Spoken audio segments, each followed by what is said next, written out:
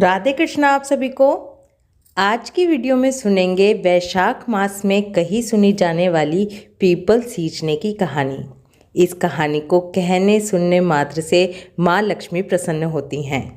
चलिए कहानी शुरू करती हूँ। बहुत समय पहले की बात है। एक गांव में एक किसान रहता था। उसकी पत्नी का देहांत बहुत समय पहले ही हो गया था। उसके साथ उसकी एक बेटी भी थी। परिवार में वो दोनों ही थे।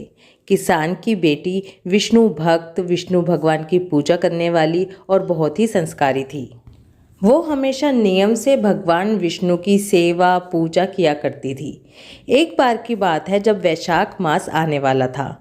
जब वो गांव के कुएं पे पानी भरने गई तो वहां उसने देखा कि गांव की सारी औरतें बैठकर वैशाख स्नान के बारे में बातें कर रही हैं।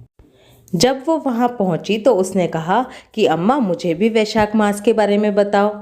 उन सब में एक बुढ़िया अम्मा भी बैठी थी। तब वो बूढ़ी अम्मा उस लड़की को बताने लगी कि वैशाख मास भगवान विष्णु को प्रसन्न करने का सबसे आसान तरीका है। वैशाख मास में जो स्नान, दान और भगवान विष्णु की पूजा करता है, भगवान विष्णु का नाम जाप करता है, तुलसी और पीपल सींचता है और उनकी सच्चे मन से पूजा करता है, भगवान मधुसूदन उन पर अति प्रसन्न होते हैं। ये सब सुनकर वो लड़की बड़ी खुश हुई और थोड़ी हैरान भी हुई। बोली, अम्मा, तुलसी पूजन के बारे में तो मुझे पता है, लेकिन पीपल की भी पूजा की जाती है ये मुझे नहीं पता था। आप मुझे बताइए कि पीपल की पूजा कैसे कब करनी चाहिए। तब वो अम्मा बोली कि बेटा, हमेशा याद रखना, पीपल के पेड़ में सभी देवताओं का वास होता है। जो भी पीपल सींचता है, पीपल की पूजा करता है, वहाँ पर दीप जगाता है, उससे ब्रह्मा, विष्णु, महेश सभी प्रसन्न होते हैं। लेकिन बेटा, एक बात हमेशा याद रखना, रविवार के दिन कभी भी पीपल की पूजा मत करना, क्योंकि भगवान विष्णु ने लक्ष्मी की बड़ी बहन अलक्ष्मी को रविवार के दिन पीपल में वास दिया था। इसलिए रविवार को जो भी पीपल की पूजा करता है, उनके घर में दरिद्रता का वास होता है। अब उन अम्मा की बात सुनकर लड़की ने अपने मन में निश्चय किया कि वैशाख मास आने पर वो भी रोज़ाना सुबह सवेरे उठकर स्नान करेगी, पीपल और तुलसी की पूजा करेगी। जब वैशाख मास आया तो वो लड़की सुबह सवेरे ही उठ जाती और कुएं पर जाकर स्नान करती। तुलसी का वृक्ष तो उसके घर में ही था। स्नान करने के बाद वो विष्णु भगवान का नाम जाप करती और तुलसी की पूजा करती। लेकिन पीपल का वृक्ष उसके घर से थोड़ी दूर था। ये घर की पूजा करने के बाद वो लड़की पीपल के वृक्ष पर जाती, वहाँ पर जल चढ़ाती और पूजा करती। वो लड़की हमेशा अपने पिता के लिए बहुत ही दुखी रहती थी, क्योंकि उसके पिता बहुत सुबह से उठकर रात तक मेहनत करते थे, फिर भी इतना नहीं कमा पाते थे कि उन दोनों का पेट भर सके, वो दोनों 2 समय का भोजन ठीक तरह से कर सकें। वो रोजाना सुबह पीपल पर जाती, वहाँ पर जल चढ़ाती और भगवान से बैठे बैठे बातें करती रहती। अपने सारी मन की बातें, अपने पिता का दुख, सारी बातें पीपल वृक्ष को बताती। इसी तरह से भगवान की कृपा से उसका वैशाख का महीना बहुत ही अच्छे से चल रहा था।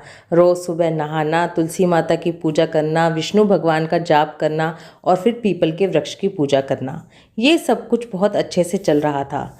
लेकिन एक दिन जब वैशाख शुक्ल पक्ष की एकादशी आई और वो लड़की पीपल की पूजा करने गई और रोज़ाना की तरह अपनी गरीबी, अपने पिता की परेशानी सब भगवान विष्णु को, पीपल के वृक्ष को बताने लगी और वहीं बैठी हुई थी कि उसमें से एक लड़की की आवाज़ आई।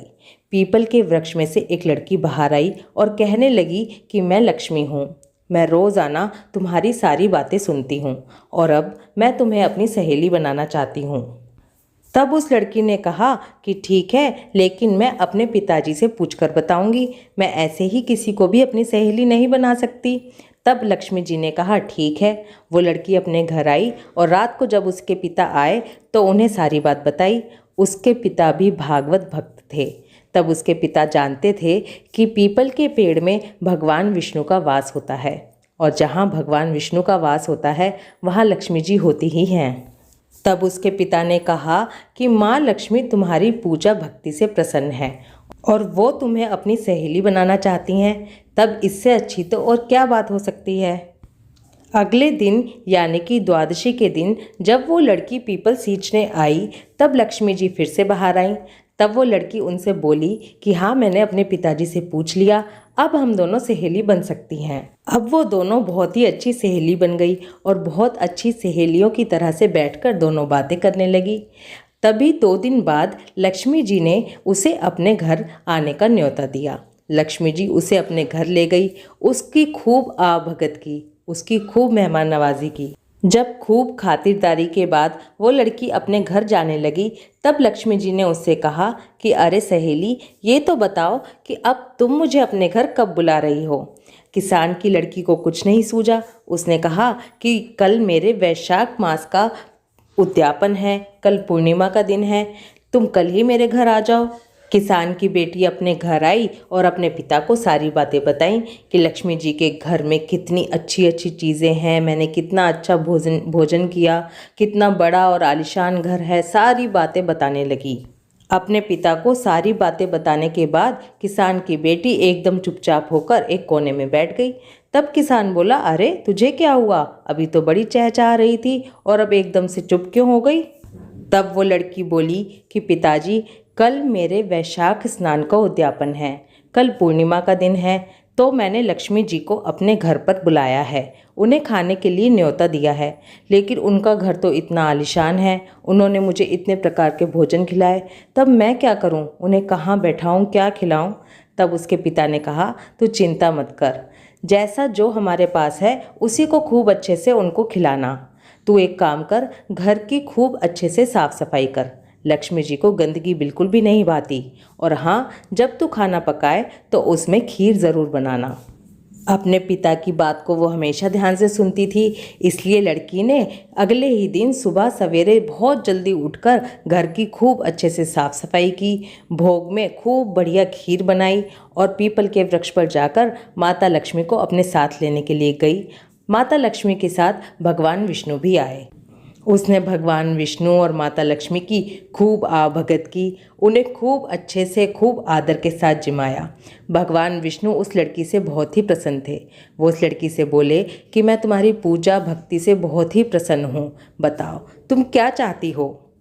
तब उस लड़की ने कहा कि भगवान, अगर आप मुझ पर प्रसन्न हो तो मुझे अपनी भक्ति देना, मैं हमेशा आपकी भक्ति और पूजा करती रहूं, मैं हमेशा ऐसे ही वैशाख मास में स्नान करती रहूं, मैं जैसे भी हो सके, जितना भी हो सके लोगों की सहायता कर सकूं। तब भगवान बोले, ऐसा ही होगा। और इतना कहकर उस लड़की को आशीर्वाद देकर भगवान विष्णु और माता लक्ष्मी वहाँ से अंतर्ध्यान हो गए।